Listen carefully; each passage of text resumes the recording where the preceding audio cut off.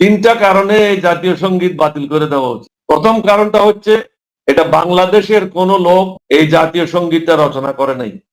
2 নম্বর হলো বাংলাদেশ স্বাধীন হওয়ার বহু বছর পূর্বে এই সঙ্গীতটি লেখা হয়েছিল, সুতরাং এটা কাদের জন্য লেখা হয়েছিল বা কি কারণে লেখা হয়েছিল এটা আদৌ কারো জানা নেই। 3 নম্বর হলো এই জাতীয় সঙ্গীতের সুরটা চুরি করে নেওয়া হয়েছে, সুতরাং বাংলাদেশের একটা পবিত্র জাতীয় সঙ্গীত চুরি করে সুর থেকে নেওয়া আমরা সারা জীবন ধারণ করব, এটা আমি একজন মুসলমান হিসেবে কখনো গ্রহণ করতে পারি না। আমি মনে করি বাংলাদেশের যারা অভিজ্ঞ ব্যক্তিরা আছে, কবিরা আছে, তারা সবাই এক জায়গায় বসে ধর্মীয় দিক থেকে বিবেচনা করে স্বাধীনতার যুদ্ধে যারা অবদান রেখেছে সেই বিষয়গুলি, মুক্তিযুদ্ধদের কথাগুলি বিবেচনায় রেখে যে সঙ্গীত জাতিকে উদ্বুদ্ধ করতে পারে সেই ধরনের একটা সঙ্গীত হওয়া উচিত।